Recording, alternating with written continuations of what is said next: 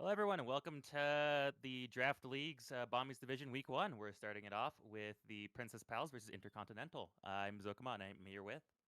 Lowacki, nice to meet you all on this fine Tuesday afternoon. And then I will also start us off by saying this Bombies division is actually labeled by 40 points, and this is a team builder exercise, which basically means each member on the team is assigned a point value, starting off from the highest at point 13, which is mid-master, 100 to 250 LP, going all the way down to bronze or lower, which is at 1 point. So anywhere in between is, low emerald, high emerald, and then just split into those two halves. And then outside of that, we just have the Princess Palace versus Intercontinental starting us off today. Yeah, and it'll be exciting to get into. I believe the draft should be coming up any second now.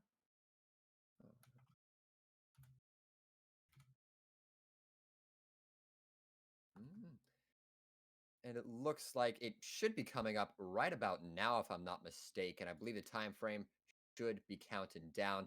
And then I will state there's a very big point disparity coming from the two teams that I have here today. So with Intercontinental, they're worth a total of 27. Keep in mind the cap is 40, so they're definitely far behind on that cap mark. And then Princess Pals matches up perfectly to the 40-point mark. And then I'll just go ahead and label off all the team members and the point values. We have My Narna for 8 points, Dirtalicious for 7 points, Devacha for 3, Crunchman for 3, and Spongeboy for 6. And that was just their according roles. So we have the Minar for the top, then jungle, then mid, then ADC, and then support. And then for Prince's Pals, we have Wanted for 8 points, Zenol for 6, Denial Hurts for 8, Bold Font for 8, and Prince for 10 points, which means that man, I believe, is low diamond. So I believe he is one of the higher ranks that we are seeing today. Definitely a scary player, it sounds like, to look out for. And looks like the bans have gone underway. We already have a Skarner and Lee Sin ban from Princess Pals. That's pretty double ban on jungle, so they might be intimidated by what the enemy jungler has. But Skarner is also a flex, so it could be top as well. We will see the answer from Intercontinental, where we'll see Viger and Lilia. So we have mid or ADC. Viger has been pretty dominant in the bot lane, though very situational. Other than that, he's a pretty solid mid laner, good scaling, good damage, and that's Cage does a lot for a team fight. And yeah, Lily's just been a disgusting jungler, honestly, since she's come out. Just being able to have such safe engages, very fast clear, and just be able to get around the map and be pretty self-sufficient. Yes, and I will also state in accordance with the Lilia, I'm not exactly sure which team, but I did see someone had a very keen liking to Lilia, to where I've seen them play probably close to 30 games in Risen, if I'm not mistaken, with Lilia. But that most certainly could be a specific target ban, knowing that information, or it could just be a luck-based ban. I'm not exactly sure how exactly these teams are going off of their bans here. I do hope there's a little strategy involved with the ban. If they're just going at the wheel and gambling on what's high pick rate right now, it'd be a little concerning. But definitely seems like these seem to be characters that would be more tailored to a specific person rather than like the patch favorites. Uh, like Blitzcrank, I wouldn't say he's the most dominant on the patch, but if you're afraid of a Blitzcrank player, then normally that's just the ban people throw out, because I know a lot of support and ADC players that just cannot fight that character. Correct. Yes, I can most certainly concur. He is a terrifying player to play against. And also, for the first pick of the day, we are having a Kaisa, which all around, not really a bad pick. Good damage, good long range, good engage. It's really just a very nice ADC in comparison to some of the more aggressive style like Sivir here, which needs to play a very specific way. Kaisa can sort of mold to the situation, which certainly could help in Prince's Pal's play here. We are seeing the favorite ADCs of this last patch. Kai'Sa, Jhin, and Ashe were all very popular. So seeing two of that trio is, pretty interesting to see, because those three marksmen were pretty dominant. Most played by far in the bot lane. But I know Jhin got some nerfs. I don't recall if Ashe or Kai'Sa did.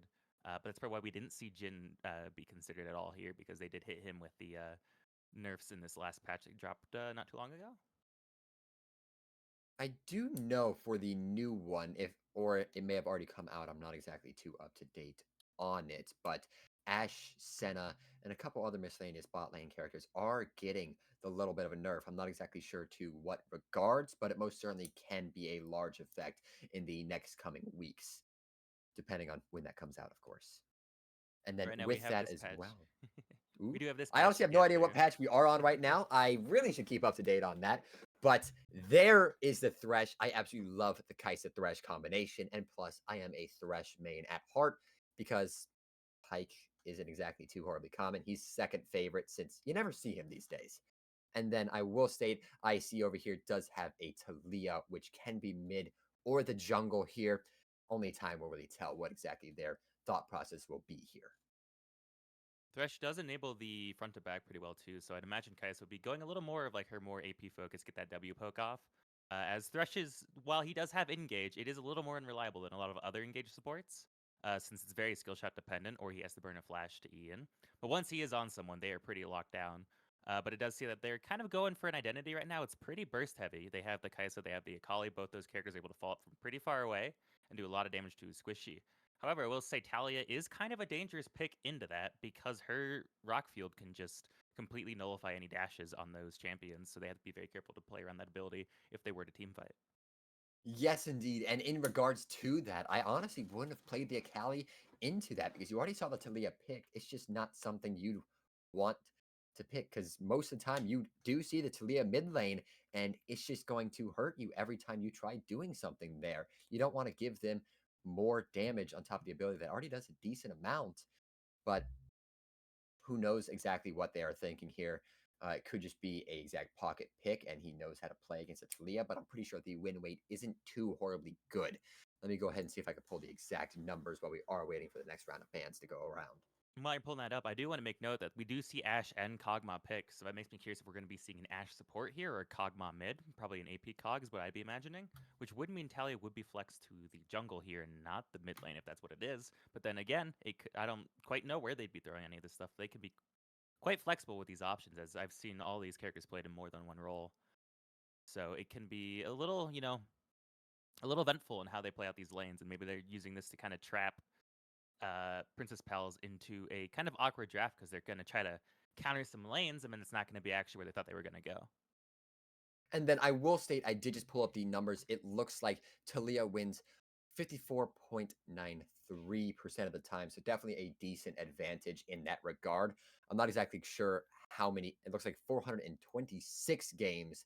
So it's definitely a very good advantage going into that for Talia. But most certainly, there is still a chance to lose. It's not like when you're playing Malphite into a Silas, which is basically a 80% win rate buff going from there.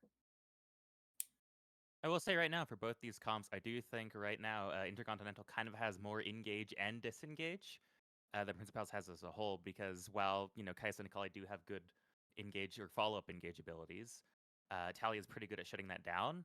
So getting onto this combo might be difficult to do, and that character, if he's able to free auto, can be quite devastating to a team. But they also have good ways to engage themselves with just Ashe R alone being one of the best engage tools in the game. It's non-committal. It just stuns one person for what can feel like hours, depending on how far you hit it from. And also just trying to run away from Ashe, too, is very slow. And you can follow up with Talia knockup. Xin Zhao's also picked, so he's a pretty good solo pick, too. So it does look like they're kind of going for solo picks here with what they Which have is so sort far. of intriguing. I'm not exactly sure how I was exactly expecting these teams to pick, especially because it is a team builder. It certainly can just be focusing on each player's strength because obviously you want to give the man that has the highest rank their character of choice. You know, the man that's worth 10 points, you'd rather him have the preferred pick and then play around him. But once again, I'm not exactly sure how they are playing this. There's so many ways they can. And in that regard, we are having a Nidalee pick, which is more than likely secured for the jungle, unless we see some very strange picks coming out for this last pick for Princess Pals, which is a Camille. All around, not a bad pick. I will state, not nearly as tanky as they should be, which does leave a lot of room for concern on the side of Princess Palace. But I'm sort of excited to see how they will work it since they are the favored team in this case. I'm not too afraid of the lack of tank, just because their identity definitely seems like, they're pretty much quad assassin plus a Thresh, and Thresh can kind of get another assassin on these fights, so they definitely want to take these outnumbered fights. But the issue as well is Intercontinental is also playing pretty much the same exact style, where they have characters that are just really good at locking down a single target and blowing them up. I do think Intercontinental has a bit more reliable engages, Mhm. as there's a lot of counters to Princess Pal's engages because you have the Talia to wall it out. You can use Xin Zhao to, send some people away that try to engage. And Kog'Maw as well can get pretty durable with some of his builds and still have a mean damage output. I do think the map mobility for Princess Palace is a bit more favored because those characters are a lot more agile, moving around and rotating. But I think Yes. just in general, it's going to be harder to get picks on some of these characters in Intercontinental. Renekton can be very beefy. Xin Zhao can be very beefy. And Talia's just going to be really hard to deal. Once she gets the Zonias, it's going to be very hard to deal with that champion. But I definitely think Princess Palace does have a bit more early game tools in some regards. Nidalee's just a very aggressive early game jungler. So they might look to do a lot of plays. But Xin Zhao also matches pretty hard on that front as well. Yes. The main interesting thing about this game is going to be just how squishy almost every member of the team of each team is. So it can swing both ways. You can have a fight that went absolutely beautiful in the hands of Princess Pals, and then it just gets turned around by a beautiful in-case from Intercontinentals. One Ash ult can turn any fight, no matter how far ahead you are. It's going to be a very interesting one, and I'm excited to see where it goes. But can't make too many predictions at this point in time. We are go ahead and moving to the actual proper pick phase for everyone inside the tournament. So that will take a couple minutes before we get that fully sorted, but it shouldn't be too much longer from here. Yeah, going into the game, I do think how I'd kind of want to see this play out for both their comps is definitely going to be anyone who's up by themselves too far anywhere in the map is going to be a little, difficult to deal with since, anyone who step up too far, you're going to see several people rotating Oh, and try to pick them out. Once they have that advantage, it's going to be really hard for their team to fight because being down one player is going to make it impossible to fight the other team. Uh, almost yes, it every is. almost every character in every team just has a weight of value for these picks. And once you're down one person, like you're either missing too much damage, you're missing any engage, or you just don't have enough power to do with it. So we will see Yes. kind of how these abilities are played around, who they engage on, Mhm. and I honestly think in terms of lanes, I think top lane is going to be very, very volatile.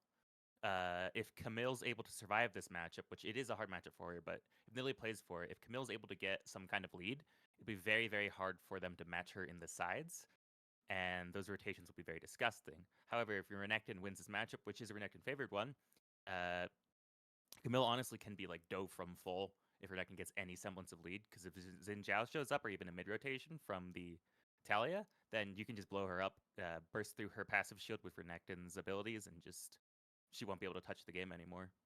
Yes, indeed. It's very interesting how many ways this can go.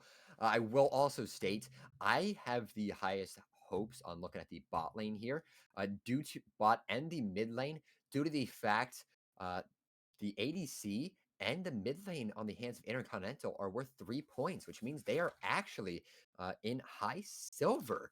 Going against 8 pointers, so low emerald is going to be very, very versatile there down there. And I'm not exactly sure if the mid lane and the ADC for Intercontinental are going to be able to hold up here. We most certainly can have some amazing silver players on our hand.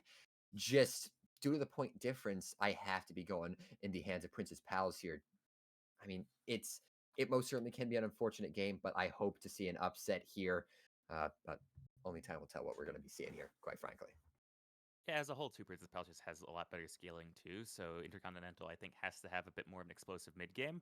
Once they have those ults up, the Ashe ult, Italia rotations with her ult, Xin Zhao being able to take a lot more greedy plays than normal because of his ability to survive with his ult. Same thing for Renekton. Because if the game goes long enough and Camille and Kai'Sa are allowed to, catch sides, catch mid waves, get the farm they need, once they get to like 3 to 4 items, it's gonna be very, very hard to deal with them. As Kai'Sa's damage alone can just delete a lot of these characters. She can cut a lot of things. If Renekton doesn't have flash, she's pretty much untouchable at times. And I imagine she's going to have a cleanse too, so you can't even rely on Ashe R entirely to pick her out either. But then you also have Akali and Camilla, which late game 2 are almost impossible for most of these characters to fight 1v1 because they just have so much of that single target damage and burst and so many ways to outplay your kits that, if they are able to get that late game, Camille gets her Trinity Ravenous into whether she goes Shojin or some more durable item. Like that Q is just the mini Garen ult on a 4 second cooldown. Mhm. So it will shred apart almost anyone. Yes. I will state I do love the Camille a lot more. It's going to be a very, very interesting matchup in that top lane with Renekton should be able to shut the Camille down, but it really just depends all on the team play. Since we haven't seen either of these teams play, I have no idea what exactly we're going to be looking at here. It most certainly can be one team is entirely more coordinated than the other, vice versa, or it's a relatively even in the terms of the mental capacity in that regard, and it might just be a entire um, technical issue that we might be seeing. But with that, we will be going ahead and heading to break soon as we are loading into the game. We have to wait for the cooldown, unfortunately. So it is 3 minutes. And unless you got anything else for me, Zokamat, I believe we should be able to head it to a break. Yeah, I think we're good to go. Perfect. Then we will see you all very, very soon once this game starts. That should be in around 3 minutes and 30-ish seconds. And we will see you all soon.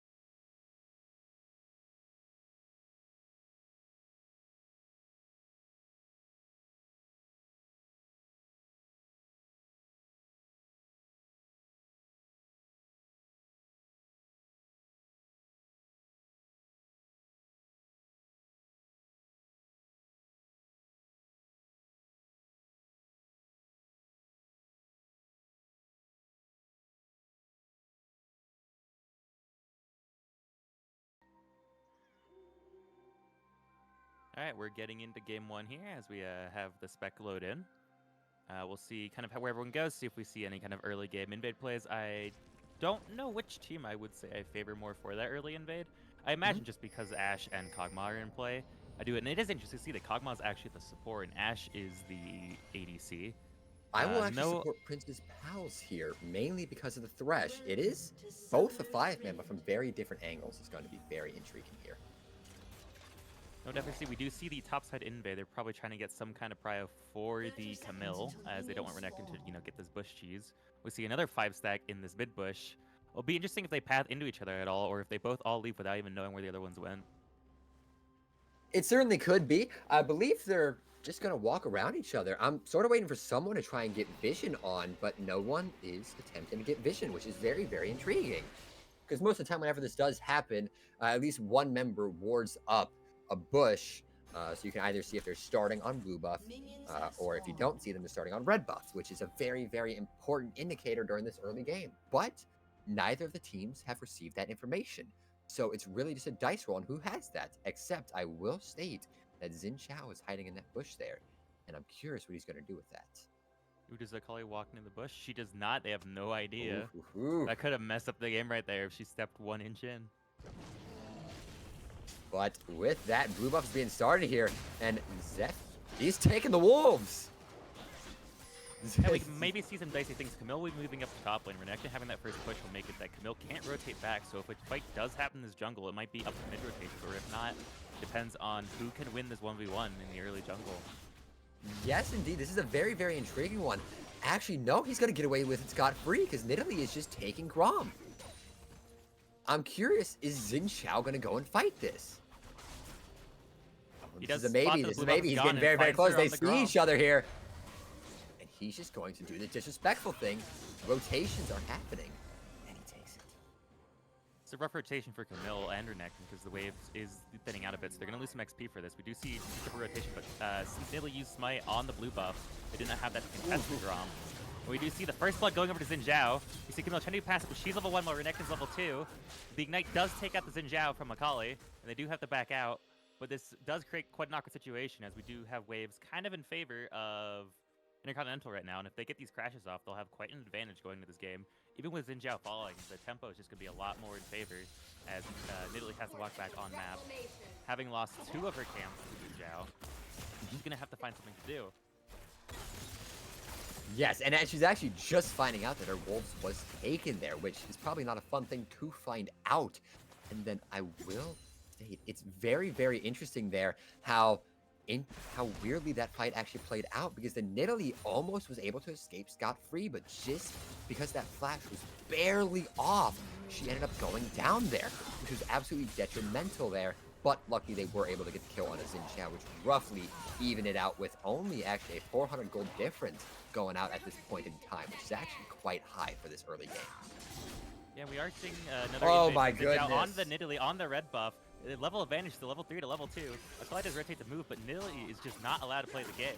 And honestly, it's them abusing the knowledge that they have. Oh, and the Akali goes back in on the Xin Zhao. Very low. She's forced to flash out, though, as Tally is also in the area. We do see Kog'Maw and Ashe moving over as well, ready to control this whole jungle.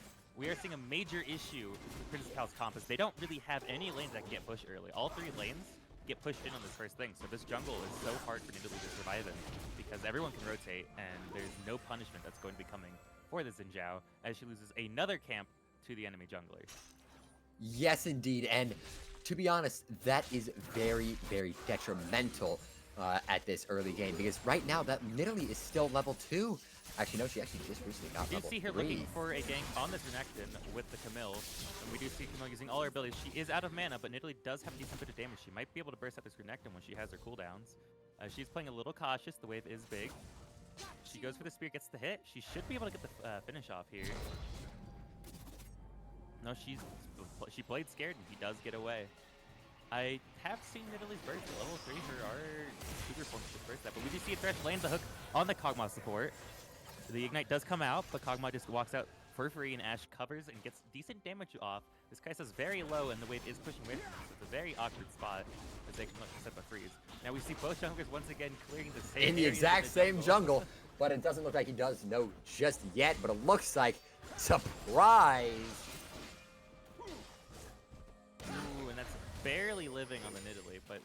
Zinja does get to finish the Krugs, get that gold. We might see another re-engage here as Renekton's back in lane. Camille's trying to cover this exit. And it looks However, like it should I will just be state, an out. watch out for the Akali in the river. She is rotating her way up, and she is faster than that Talia right here. However, it looks like Dirtlicious is getting caught in. And we're seeing decent damage come off. We do see the knockup from Talia misses. Akali's doing as much damage as she can to Talia. Zinjiao's in the area. Can she get the burst out on Talia before it gets away? She's able to flash out. Akali uses Shroud, tries to get away. She's very low. Zinjiao needs one more auto, and there we go. And there it is. Over to the Zinjiao. And with that, Xin Chao is 2-1 right now, which is absolutely humongous on this early game, because he has some very high kill participation. I believe that's like 66%, which will absolutely carry him through the later game. Because keep in mind, this is an early game champion. He needs to get that early lead just due to how much the enemy team here, the Prince's Pals, will actually scale later on. So their biggest goal here is to make sure they're put down early. That is the only way they can win this, as long as Prince's Pal plays this as they should, of course. Another important thing to note, too, is the farm gap in almost every lane is quite in favor of Inter Continental, because they're able to control these things, and anytime Prince's Palace tries to match a rotation, they're losing minions almost every time, and they're just losing a little bit of XP and gold. It's going to make it even harder to fight back on more of these plays. And at least she's going to have a hard time trying to, get scraps where she can. She's very weak. She can't really gank any lanes.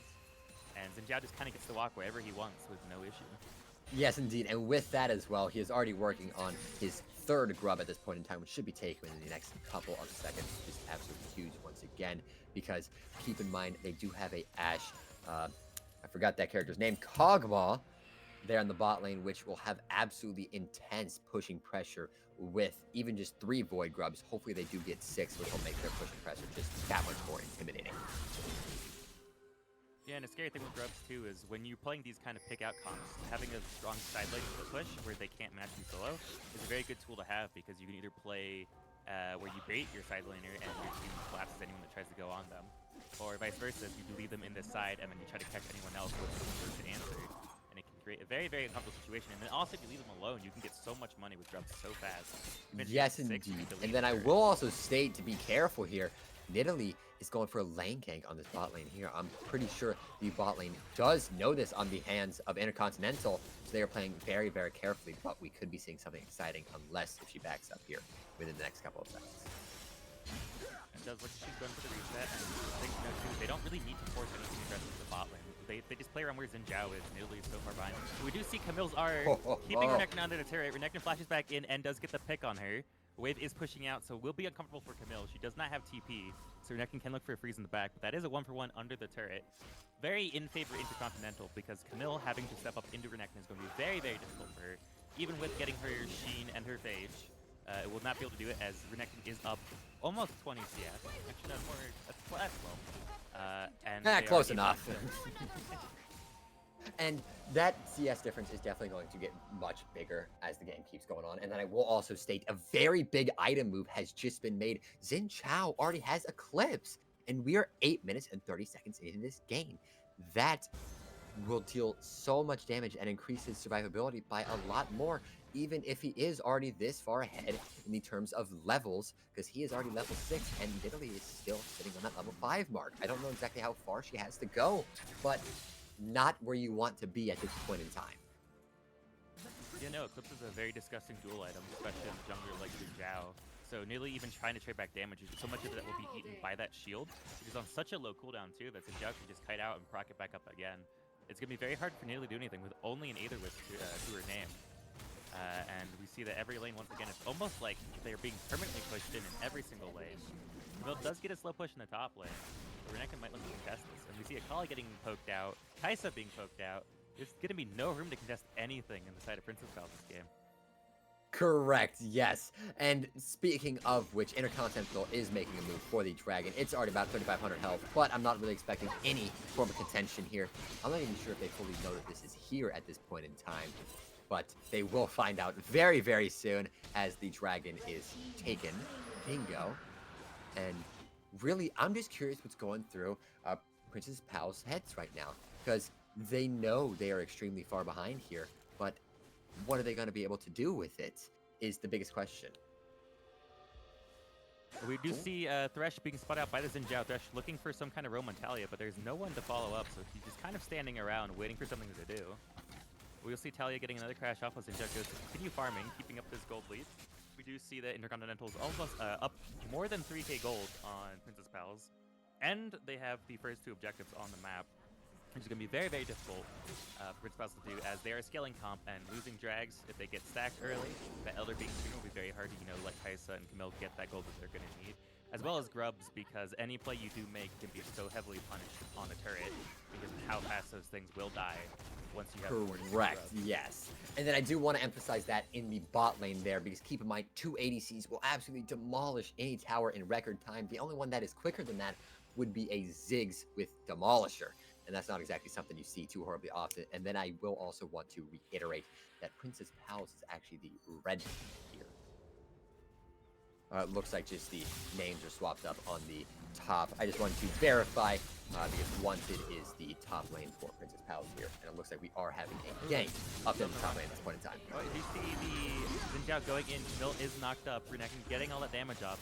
That was what I was talking about that freeze, the awkwardness of having to play that lane as Camille, when Renekton can just kind of hold that in your face, and just blows up so fast. Xin Zhao is going to get these grubs, and Renekton does get to push the turret.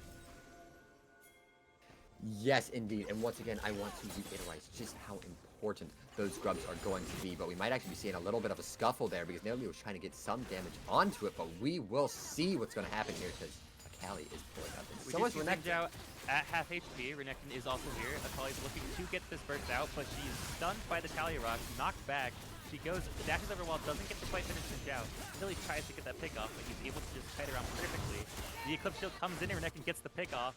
And that will be all 6 grubs over to, you said Princess Pals on the red side? Yes, Princess Pals is actually the red team here. Just slightly confusing with the name swap at the top, but that's all right. And what just happened in the bot lane, there was a trade, actually, where Kaisa got a double kill. But she did go down for that. And then I do just want to take a slight look around on the CS differences, as well as the shutdown differences. There is a 200 gold shutdown on the side of Mr. Gator there.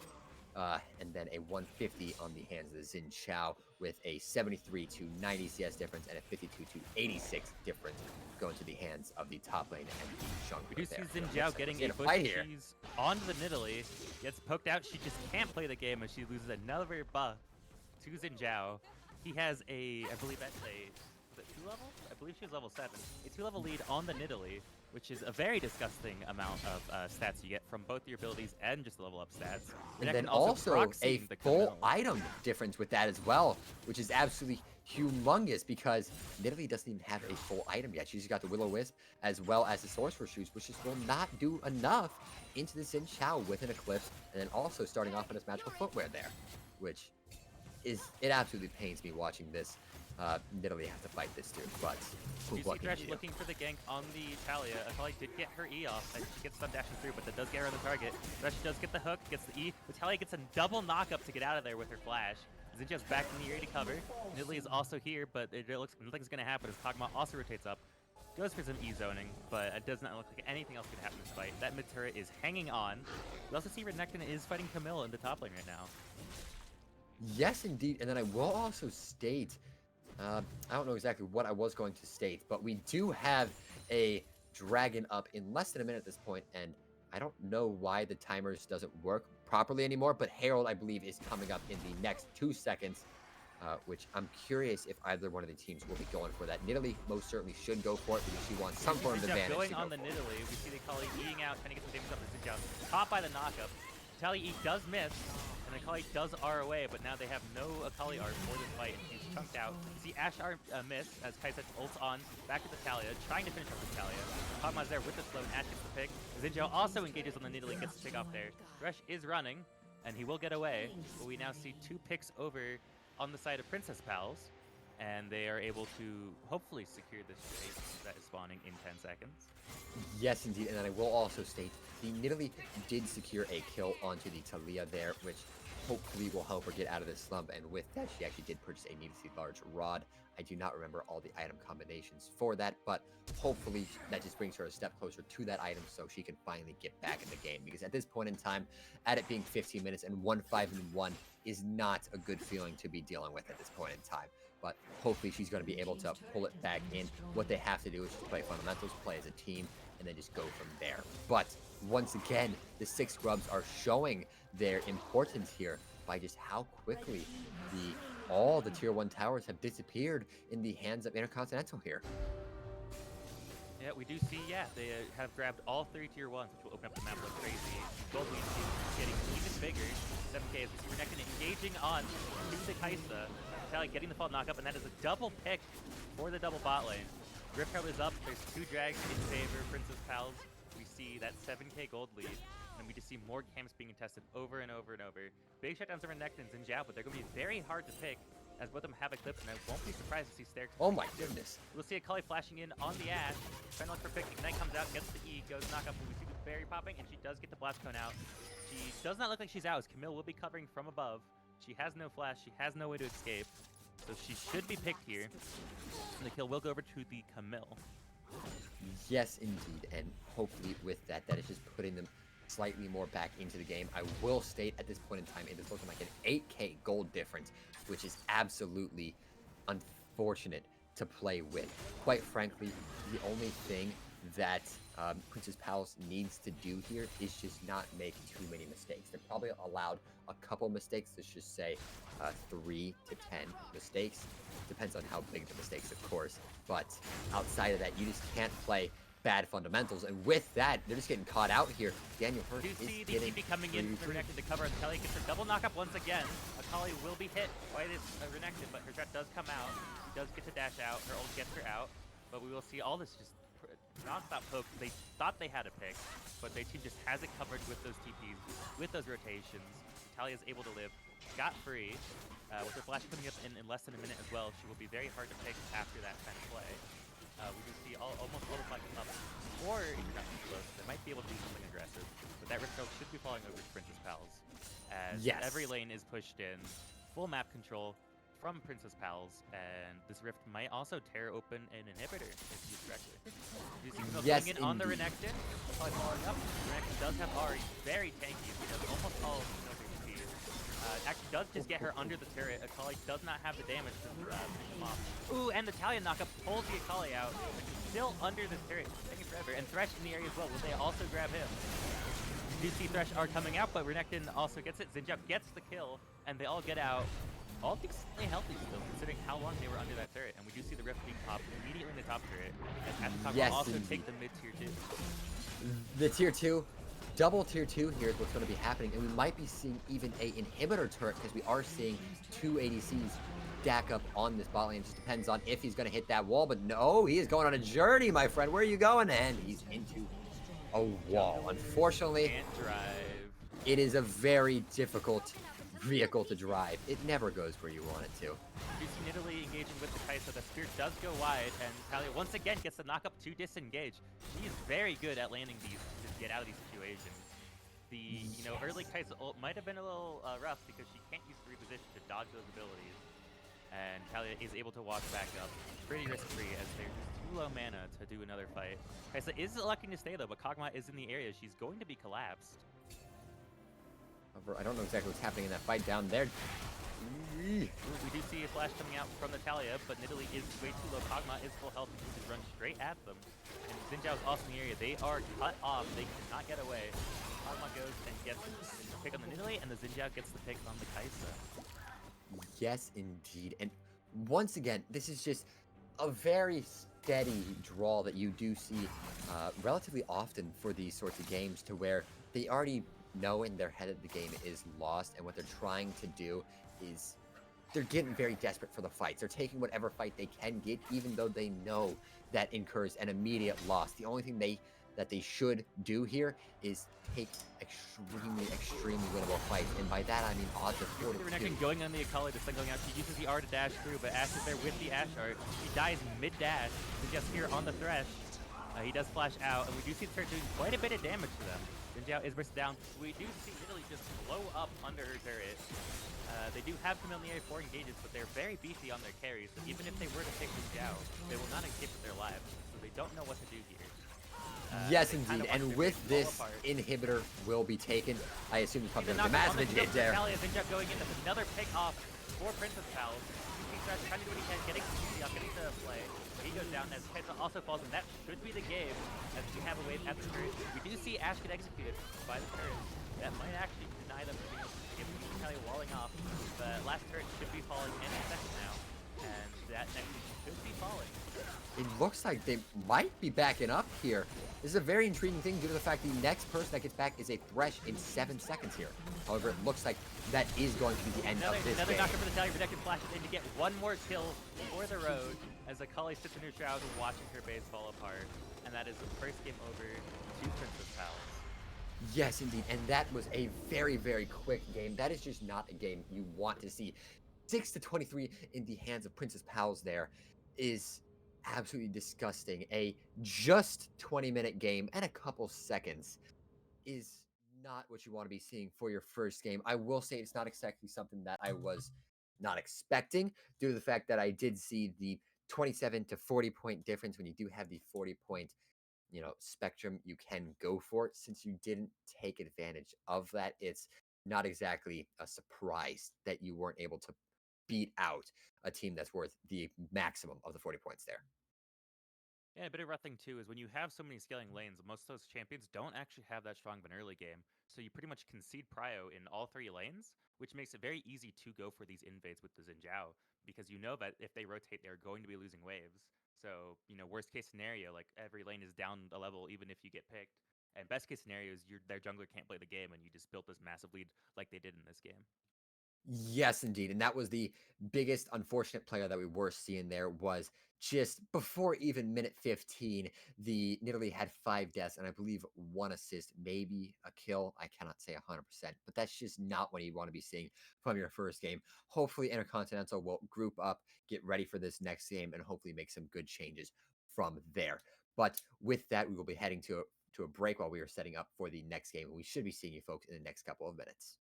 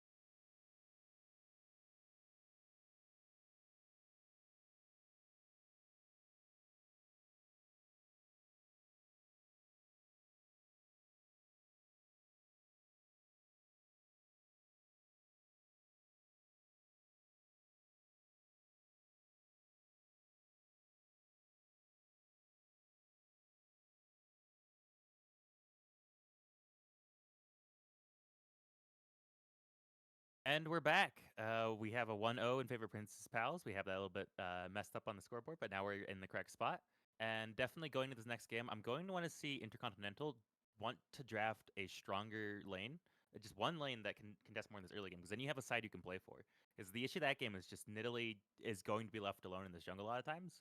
And if she can't win this 1v1 before enemy is able to rotate, then it's just going to be the same kind of burnout. So they definitely need to fix that problem in their draft if they want to be able to pull out this next game.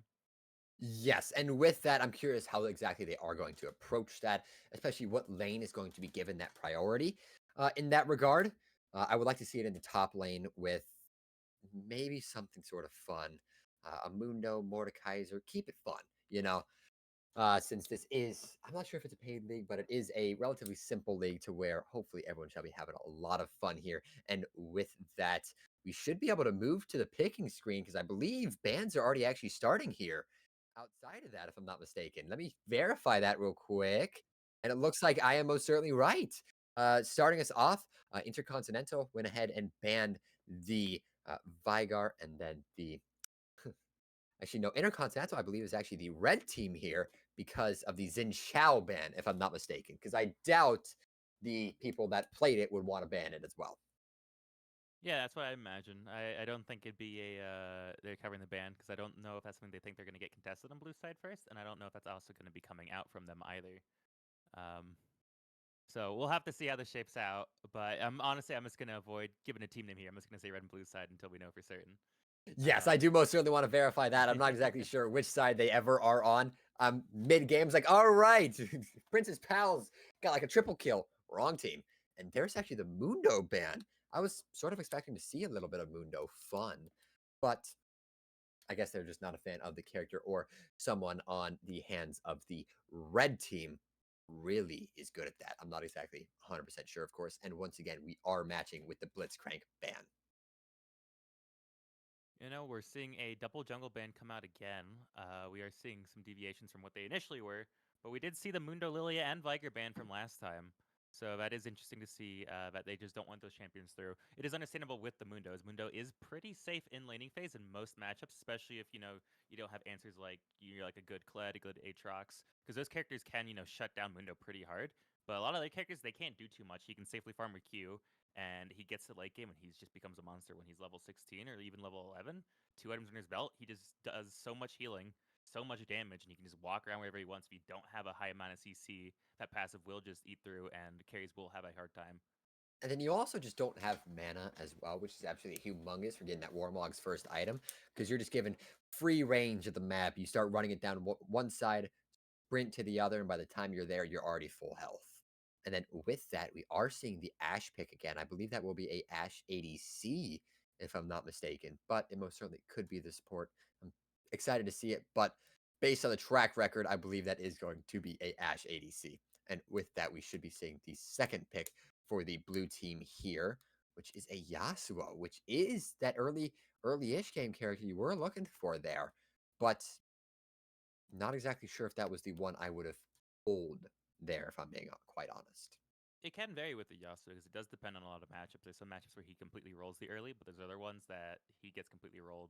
I'm not quite sure how the Fizz Yasuo goes, but I'm also not sure where Yasuo or Zinja are going because both those characters can flex between mid and bot lane. It really depends on the support to kind of determine where they're going, or even then, Syndra could also be the support, but having low gold on Syndra is not always the best. We do see Ornn coming out, so that could Should be an be Ornn support top with lane. the Yasuo. I I wouldn't be believe that's surprised. Ornn top, if I'm not mistaken, and that might be a Yasuo ADC is more than likely what it is, because Syndra, I don't believe, could go anywhere else outside of that, but I am very ready to be uh, just get a curveball thrown at me, and we are seeing a Varus pick as well. The red team here, I believe this is the Intercontinental, loves the double ADC, which isn't something I have seen too horribly much, but I'm seeing it as much as I can right here and right now, quite frankly. Yeah, there's definitely some weird ways you can flex on these characters still, so it's really hard to see how this draft is going to be completely finalized. But we will have to see, where they finish it out. We do have a strong combo with the Ornn Yasuo having such a powerful knockup. There aren't any tools to easily answer that on the hands of red team. And with the high amount of burst too with Sindri Yasuo, it's going to be very, very hard for most of these characters to survive. Fizz can fend for himself, but you have an Ashe and Varus. They are very immobile characters, so they will be easy to pick out with these ultimates. So they're going to need some way to start forcing these fights and not let blue side group and get the plays they want to make. So with that, I'm not exactly sure what I am expecting on the hands of the blue team here, but I mean, with an Ornn, I would say I would love a tank jungler. I would have loved Sejani here, maybe a Zac, but since the Ornn is there, I'm not so inclined to agree with that at this point in time. Quite frankly, I don't know what I'm expecting here, and I'm sort of excited to see where they're exactly going to go with this. Yeah, we do see the Alawi ban, and we also see Diana Wukong being banned out as well. Red side is definitely scared of more of this knock-up engage for this Yasuo. Because really all they need at this point is just more engage. If you can get these carries onto the champions, they're going to have a hard time playing. But we also see Alawi and Garen both being banned. They don't want these strong side laners that can, kind of stonewall or even tank through these engages and turn the fight.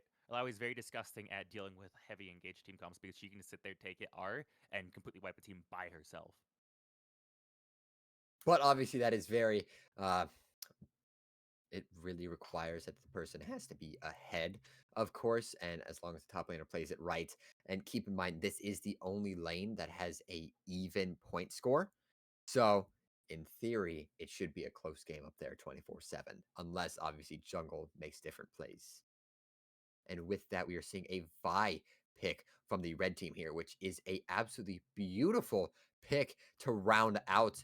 Except I want to see what top lane. I do want to see a tank. I'm not exactly sure what exactly they are going to go with that, of course. And we are seeing a Shaco. I assume that could be jungle or support. Definitely have to see. There's a lot of places a lot of these characters can go still. But we are seeing the identity go out. And it does look like, I imagine that should be a Yasuo Nautilus bot lane.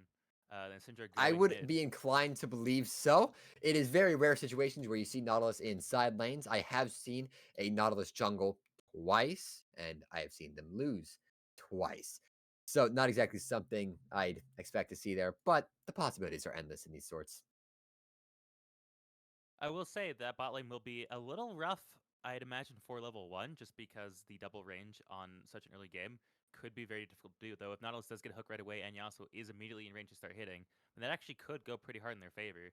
And as the lane gets later and later, level 3, level 6, it will get a lot easier to do. And I also see in the chat someone asking, how do we know who the good guys are? I don't think any good guys has a Shaco on their team. That's all I have to say. That's my input. Um, At least it is better than a Teemo. That is all I need to know. But it's certainly going to be an interesting one. I don't exactly know what exactly the thought process was. Anytime that someone pulls out a Shaco pick, I get very, very confused because he could be played quite a few different ways, mainly as just a full-on harasser. And based on how I saw the Xin Shao play last time, I most certainly can see that coming. Just place as many boxes in the person's jungle as you can, and then steal every single buff, minion, uh, grump, or whatever right under their nose. I definitely see. I do like the Silas pick as an answer to this because there are a lot of strong ults. Namely, the Ornn and Nautilus ult are very good ults to steal, do a lot of damage in Silas's hands, and gives them a lot more engagement than they normally would have, while also still having another damage carry. Syndra ult's Yes. also decent. I don't think you get as much value as Syndra does from it, but it's still an extra option, as well as Yasuo ult, just as a follow-up for Vi knockups, was also pretty However, decent. I will state it does scale with AP, which means it most certainly can do a decent amount of damage, if I'm not mistaken. And honestly, all of the ults can be used by Silas there because Nautilus ult, obviously, very good ult. Shaco, very intriguing one if he wants to be a little bit fun with it. And the biggest one that I'm seeing is the Yasuo. That one has to be planned very, very carefully. So I don't exactly think it's going to be something he's going to be looking out for, especially in the laning phase. They do have a lot of ways to actually capitalize on sending Yasuo ult, though, because they have Vi R, which is very reliable engage. They have Fizz R, which you can see coming, and as well as Silas has his own knockup on his E as well. So you can use it for just some extra CC during his own combo. and it does actually do an okay amount of damage. And if you have nothing else, it's pretty decent. But I will imagine he'll probably be grabbing those engage ults way more than that one. Okay, and I will state I did finally verify. It looks like Princess Pals is the left team here, which I believe is blue side, if I am not mistaken. So we just fully got that clarified with the wanted in the top lane. This most certainly is going to be an interesting one. I do actually like asking a general question to anyone that I'm co-casting with. Do you believe there will be an engage during this part? Sorry, not an engage, a invade. Apologies, I keep on forgetting the proper term for it. So Nautilus by himself is a very good invade character, so I'd imagine they'd want to entertain it. However, because almost the entire team is melee, and they don't have the strongest level ones compared to a double ADC lane, it could go south really bad if they're caught by a 5 stack.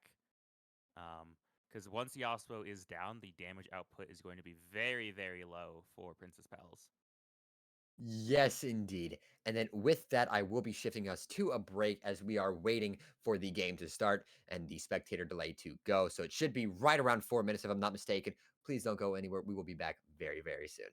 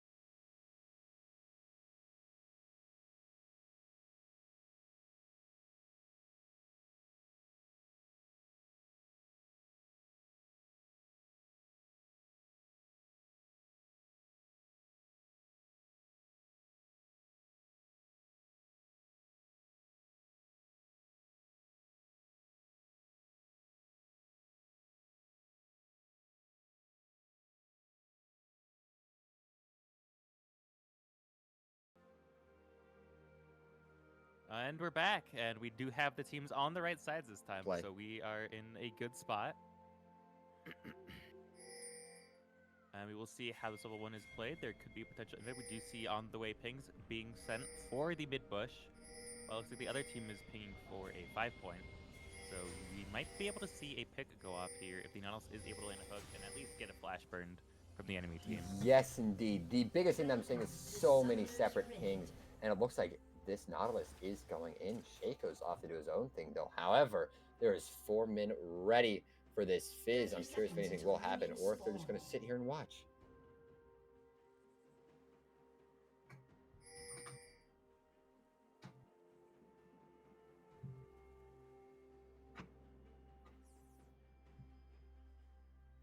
We do see Ash inching somewhat close to the spot.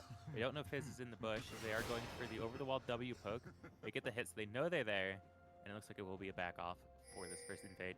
Nothing spicy should be happening, but Silas is getting an invade ward, knowing that they were stacking that bush. So they will be able to know where the Shaco is starting. And that is exactly what I was discussing last time. That was of relative disappointments that neither of the teams did. But they hopefully learned from their lesson and did it this time. And then with that, we shouldn't be seeing anything too exciting. Minions are crashing in at this point in time, and there is a leash. I will state Shaco is starting off on the Raptors, and Vi is starting off on her blue buff. And Nautilus is mid! We do see Fizz starting on the dodge, so they don't really have any way to contest Yasuo in this first push. But it is interesting to see that they actually elected to send the Syndra to the bot lane and Yasuo mid lane. I guess they do want to accelerate Yasuo's gold lead, so he has that, solo farm, solo XP to be stronger. And I guess it does give a little safer laning early for the bot lane, but definitely loses some all-in pressure, they could get once they're level 3 or level 6. Yes, indeed. It's going to be very interesting how they're going to play this. It's already a nice fight top. Yeah, we see Silas hitting level 2 first and getting a massive chunk off on the Ornn. That wave is bigger, so it will be pushing in, and we might be able to see Silas looking for a little bit more. Yes, and then also Wave is getting very, very pushed in the bot lane there, and we're seeing fights all around, I think.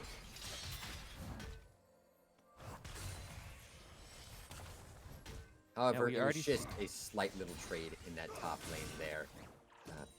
Nothing biggest to note there. We do see the Syndra stun going off of Varus. We saw for a second the Ornn breathing onto the Silas. It is looking like a lane where the first jungle control top lane might just get a kill. We do see the ult from the Nautilus, the Ignite coming out onto the Varus. We see the Berry going out, running away. Syndra trying to follow up, throwing some autos, but level 2, she does not have that much damage. She's only ability is she does not have the strongest autos. But we will see the wave. Oh, we see the Nautilus hook getting on the Varus. That should be a pick right here. It flashes out. Nautilus gets the first blood, flashes in onto the Ashe, gets another auto off. The level 3 on the Syndra over the Ashe at level 2. Decent amount of damage coming out. She's trying to trade a bunch of damage, but Nautilus got a double kill. Tank support with 2 kills early. You would wish that was Syndra, but that will be a very early Kindle Gem or armor to make it so that this Nautilus can take a lot more aggression early. It most certainly could have been a lot worse by the red team there, but both the kills did go to the Nautilus, and he actually already has boost Swifties, which definitely not an item that I would have expected off first pick, especially on a Nautilus of all things. But playing against a Varus Ashe, it most certainly can be an important one just to allow him some range of motion there. Yeah, the anti-slow as well will be very nice for, walking in the Ashe. It'd be hard for her to kite away with those autos. We'll see Silas going for all in the Ornn. The flash does go out. Shaco was there to help if it got any dice here, but Ornn will get the reset. The wave is bouncing, so he will not be losing much, but we will see Yasuo helping on the Scuttle Crab. And so Nautilus is top right now. That is a flash out of Delicious there. Yeah, that is not exactly what I expected. Left and right. This is a lot more aggressive of a game compared to the last one, but it looks like Bold Front did play safe there. We do see the Silas getting engaged in the Ornn, but Ornn does answer with the Flame Bellows. Does get a knock-up. It is traded damage back, but Silas is level 5 and does have a wave pushing out, so any damage here can be refunded by just a simple back. But Ornn does have a decent bit of burst damage. That W does come out. They're both pretty low, but Silas is running out of mana, so he will not be able to do much more to the Ornn and needs to get this wave under. Yes, indeed. And unfortunately, due to the fact he is playing against an Ornn, I'm not sure exactly how good that push is going to be, but it looks like it is actually more than enough of a wave to give him more than enough time to get back without even using a TP. But I am curious if he actually will use one, if I'm not mistaken. And then he actually does in the top lane there, which is very, very interesting play. I believe he should have been perfectly fine without it, but what can you do? And then Dragon is up. The first pair, actually the first 3 of Grubs is coming up in the next 35 seconds. And we definitely see Sal's TPing back on map does give some pressure. He might be looking to actually rotate down for this drag fight, if not just securing a ward in the river. Ornn is forced to back, and I think that wave should be pushing out towards Silence, so we'll be a little comfortable. But we won't be seeing any action in the immediate, following moment. Yes, indeed. And I do also want to state the importance of the top lane at this point in time, because Silas is fighting the wave. Actually, he's not even trying to push the wave. In theory, what he should do is shove this wave as hard as possible, or just play it really, really slow to make. You do see the Nautilus engaging on the Varus in the bot lane. You see Singe calling up. She gets the damage off. Barrier is popped once again. Syndra is very low. The double ADC is just showing how much damage it does. But Nautilus gets another kill onto the Varus. Ashe is rooted, tanking minions. Nautilus just doing so much damage with just the pair of boots. His hook should be back up. Ashe does dodge it, but she's rooted by the auto, and that's another double kill over to for the Nautilus. On the Nautilus. That is not what you want at all. Keep in mind, the Nautilus is 4-0 with 100% kill participation at this point in time. And he has a critical shutdown as well. That is unheard of. And he already got a Wing Moon plate as well as a cloth armor to combat there in the bottom lane there. We do see the Shaco blinked up behind the Silas while Vi is on the Grubs. We do see the double rotation. Yasuo is moving. This could become very dicey as if they get some kind of knockup combo off. We do see the Ornn coming out, hit the R. Yasuo follows up with his ult, and we do see the pick out by having to leave over the wall. Ashe is here, but they're going to be able to use the Grubs way too fast, and they cannot do anything about it. Oh my goodness. Nautilus Hex flashing the wall, getting the Ashe actually, but Fizz ult does come out, does not connect with anyone, but that does get Ashe out of that situation. And we see Nautilus sitting with a very nice gold lead for on support to have, and so much move speed so early. It'd be very hard for this team to, survive him if he just shows up in your lane. Yes, indeed. It's also very intriguing the way that he's playing this. This Prince feller is actually very, very good at the game from what I'm seeing. He's playing the engage just right. The only negative that I do have for him at this point in time is not knowing when to stop, unfortunately, which isn't really too much of a negative, but it is certainly one to deal with. And then the first plate of the game is given to Denial Hurts. It is interesting to see. I just noticed that the Grass Yasuo is in this game. I think they just nerfed Grass, but I don't honestly know if that's still the best option or Fleet is better now. We do see Nautilus going for the hook on the Ashe. Does miss, but Ashe gets the poke back. This Injure Stun does come out, hits the Varus, and that way will be pushed back towards Inter Continental. I will state, Grasp on the Yasuo is very, We do see Nautilus going back on the Ashe again. Syndra following up. The Ashe is only level 3, so she should blow up to the Syndra ult. And that's another kill over to Princess Pals. And finally, the Syndra got one of these kills in the bot lane. I will state, I was going to mention just how far behind that Ashe. And oh my! Ooh, and we see another hook coming out onto the Varus, the Nautilus hook, root, and then Syndra stun, and instantly kill. This is going to be a very hard double ADC lane to play when they can just die one hook so fast. That is incredibly disrespectful. Keep in mind, there is 6 kills in the bot lane, and only 1 kill for the top lane. I would have thought that most of the action would have been happening in the top lane with the Ornn there, but just not so much. This ADC combo, which isn't even an ADC, is just a lot more intense, to say the least. It's a very volatile lane because, the double range can be so aggressive, but if they mess up one misstep, they get behind. It's going to be very hard for them to play the lane anymore. You see Vi ulting into the Yasuo. The Silas steals the Yasuo ult to follow up, but Yasuo gets a double knockup, gets his R back, is fighting. He actually might be able to, oh, he gets stunned under the turret. Almost gets the Fizz, but Fizz lives with just a sliver of health. And that's a pick in favor of Intercontinental. They got their first kill on the board for their team. And it actually looks like that Fizz survived with less than 10 health, if I am not mistaken. Which most certainly is a very, very small amount of health. However, since that did happen, a dragon was taken in the meantime as well. Yeah, once again, we're seeing Princess Pals get a slow lead over Intercontinental. They already have 5k of a gold lead in 10 minutes, and they also have most objectives on the map. You can see Nautilus ult coming out and the TP from Yasuo to get onto this Varus. Varus running for his life, but is already knocked down and killed. Nautilus does get the kill Nautilus once has another again. kill! Nautilus is at 5 kills at this point in time, which is strange to see, to say the least. And that man also, I don't even know how to calculate the percentage of his kills, of his kill participation, but he has 7 kill participation right now out of 8, which is absolutely humongous to see. And with that, we might be seeing a little bit of fun mid. Oh. Yep, Vi misses the Q flash on the Syndra. Fizz ult goes wide, the double stun comes out, and not able to get anything. That's a little awkward to see. Yes, it is. That would have lined up absolutely perfectly if it did play out right, of course, but evidently it did not do such a thing. We do see the double ADC get windwalled by the Yasuo. I think they could have looked at it backed out. And we also see Silas shooting with the Ornn. It's a very back and forth. Silas heals quite a bit with his W, but Ornn can trade a decent bit back, and it's just very beefy. So it's been a very, very slow top lane. We'll see Nautilus just harassing Vi in the jungle with Shaco not too far, but Fizz is rotating up. We'll see Ornn also engaging onto the Silas. We see the knock come out. We see the proc of his brittle. And the follow-up flash.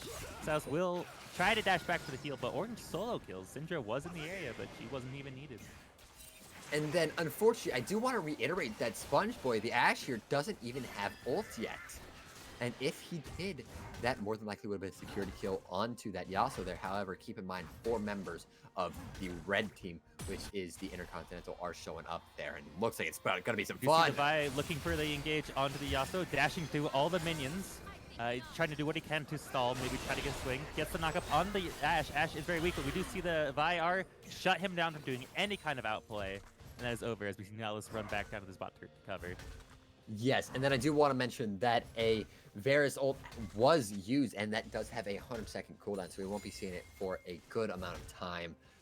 But what can you do? Top tower will be missing. We'll see Ornn going in onto the Silas as Shaco is immediately there. Princess Pal's looking for another pick as his first turret should fall. Silas says use Shaco ult to try to stall. The fear does do. Will he be able to get over the wall and survive? We'll see, but Shaco should be able to chase faster. And there's the knife. Oh, and we see Nautilus engaging on the Ashe as well.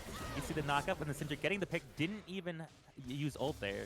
So Vi and Varus are scared to look for any kind of punish, as they could be one-shot as well. Yes, and then I do unfortunately want to reiterate just how unfortunate this bot lane combo is going right now. Both members of the ADC and the support role there are 0-4-1, which is absolutely detrimental, especially to the fact Ashe just barely hit level 6 and hasn't been able to use the ult yet. However, TP is coming out. You see Silas TPing to the bot lane as Varus gets ult off onto the Syndra, and Ashe R also hit the Syndra. So that should be a very, very, not quite secure, but Silas does get picked by the Syndra R. And we will see Vi in the area to try to follow up, but they just do not have enough damage to take out the Syndra, as she just gets to press R and uninstall one person from the match. Yes, and then I will also state the 5th grub of the game. Nautilus gets another hook on the Varus as well. We see TP coming out from Ornn. Vi's looking at the Syndra, but they has to go on the Nautilus. Nautilus is too tanky. You see the Ornn ult come out, gets a double knock-up on the Vi and the Varus. Syndra goes, tries to pick the Varus, but does not hit. We do see Vi fall down to the Nautilus. 6-0-4 Nautilus in this game. Ooh, and we do see another stun come out from the Syndra, and Ornn gets the cleanup with the Flame Bellows. And will they look for this Ashe as well? Ashe looking for this pick on the Syndra, flashes, and does get the pick. That's a 750 gold secured with that 450 gold shutdown. Fizz is in the area for the Ornn too. Ashe is kiting. We'll see if Ornn can try to survive this or get a pick out. But it looks like he will be falling to the Fizz and the Ashe. And that's 2 shutdowns over to the Ashe. She just made over 1,000 gold. A lot of bread in that fight. The only negative to that, of course, is that she is the support, even though technically I wouldn't really consider it a support. And with that, I believe she should be buying her first item of the game, the Umbral Glaive. And she also matches it up with the Boots of Swiftness, which actually was bought before her ADC has purchased the first item. We do see Niles try to go for a hook on the Silas, but Silas does dodge it and does run away. And we will see that the Infernal Drake is up. We already have 1 dragon in favor of Princess Pals, and they should be looking at the second. We do see Yasuo TPing to the bot lane. They're looking to get prio, vision, and control of the map for this dragon, while Vi immediately looks to answer the Rift Herald. He does not want to fight the dragon. We do see Niles hooking the Varus, but the Blast Cone does get Varus right out of there. We do see Silas is kind of pincered right now. Will he be able to sneak However, away? It does. it looks like he might. does. Yes, indeed. And with him getting pushed out, that's actually a very intriguing development, as well as Vi is taking Herald all by her own, which definitely not the greatest of buffs to get. It's actually one of the worst to receive, but it most certainly can hopefully allow them to crack open a mid, get that gold bounty that they You need. see Nautilus getting the flank on the Ashe once again. This Ashe is just dying over and over. Those shutdowns do not matter. She's picked once again. And Nautilus just solo running down anyone he feels like in this game. He's just walking wherever he pleases. And there's absolutely nothing that Intercontinental can respond to with that. It is just an absolute one-sided massacre at this point in time. It's unfortunately not the greatest to watch at this point in time, but I'm here for the show, nonetheless. And we will see this tier 2 being hit quite hard, demolished, and the 6 rubs. We do see the Yasuo knockup coming out, going onto the Sylas. His W is not enough healing, and now Sylas is both on the Varus and the Ashe. A little bit in an awkward spot, being between the tier 2 and the inhibitor turret, but does have quite a bit of damage. Tries to get the pick out. The Ashe is back on, but turret does chunk him out. Is in the air, and we also see Nautilus fighting the Fizz and the Vi with Shaco in the area. We see Ornal coming out. It does miss Vi barely. As Vi fights for life against his Nautilus. Fizz trying to pick up the Shaco. Does actually get the pick, but Ornn is there, knocking him up. You see Nautilus flashing, getting the hook on the Fizz. That's another pick out. Now Vi solo ulting the Nautilus, trying to get him picked out, trying to get some kind of consolation, get that shutdown. She can't do it, but she does get the dash away. Ornn flashing after, but does not have any immediate CC to secure the pick. And as she runs the safety of her team, see what can go on here. Ornn goes for the knockup, misses, and that should be the play. That is the end of a very interesting fight there. It was very, very spread out, and it honestly didn't end too horrible for Intercontinental due to the fact they did get the 250 gold shutdown on the turret, which is about 50 gold per person. Definitely not the greatest of bounties, but hey, they will take anything they can get at this point in time just due to how far behind they are. Keep in mind, the gold disadvantage is looking at about, I believe, 8.3k gold disadvantage that we are seeing on the hands of Intercontinental. Yeah, no, the game definitely looks like it's going to be another one that just swings very hard for Princess Pals. They just secure these leads, secure such heavy control of the map. And while Intercontinental is trying to get what picks and swings they can get back, it is very difficult. And this Nautilus just gets to play so disrespectfully. They have the... I forget the name of that item. I want to say it's the Bandles backpack, but I don't think that's correct. Which one? It's the Nautilus speed item. A Nautilus Trailblazer, yes. Trailblazer, correct. Yes, that Trailblazer will be did very lose good. a lot of its versatility due to how overpowered it was. At a certain point in time, they just nerfed the ever-loving crap out of it, but now I believe it might be at a relatively decent place. However, not picked nearly as much as it should at this point in time, especially just with how far ahead that Nautilus is. And I will also want you all to point your attention to the Mejai's Soul Stealer that Nautilus has. You see Nautilus getting the hook onto this Varus, does not get into the shake attempts for the fear. Essentially going wide, but Ashe does hit the Nautilus. There's nothing they can capitalize on that. While Vi tries to hold his turret against the Ornn, but Ornn just gets to delete it, secures at 700 gold, and starts to hurt the Vi. She just has to walk away. She cannot fight it. But there is a collapse. The Sylas and Varus are here. Ornn does go for his ult, gets the knockup on the Varus, tries to go for the hit. Sylas also sees the Ornn arc, goes for the knockup on the Ornn. Ornn dodges with his E. There are 4 people on him. He's trying to stay alive as long as he can, but he's just too out of position. And they're able to secure that pick, but there is no shutdown with that kill. And those are the sort of disadvantages I was talking about in the last game, to where you play like you own the world there, and that can lead to the miscellaneous deaths that you were seeing. And oh my! Yeah, we do see just such disrespectful plays. We see Yasuo going under this turret, just killing the Varus, but he does trade his life for it. Just honestly going for as rude plays as possible. I don't know. Yes, I will say there's definitely a lot of tomfoolery happening at this point in time. Once again, I will point at the Mejai Soul Stealers with 10 stacks on the Nautilus, which is definitely a very disrespectful item coming in the hands of a support.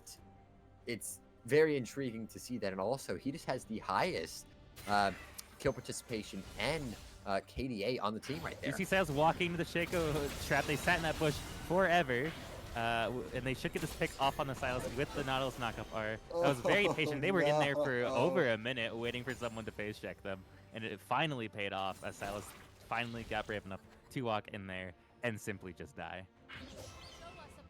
That has to be considered hazing if I'm being honest here.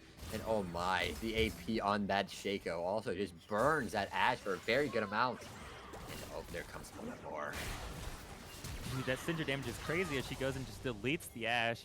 Ash level 9 compared to the Syndra's level 11 gets blown up. You see Ornn fighting the Varus and the Fizz and the Vi, but we do see Yasuo TPing in, ready to immediately cover. That turret is still there, so he cannot just run straight at them. I feel like he would have otherwise, but we will see that the grubs are in.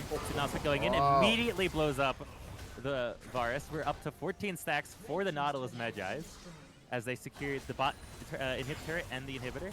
Sylas cut out of position, walks into a Shaco box, is knocked up, and should be picked here by the Yasuo. Nautilus gets another kill. He's up to 18 stacks on the Magi's. And he is 7-0-8, gentlemen.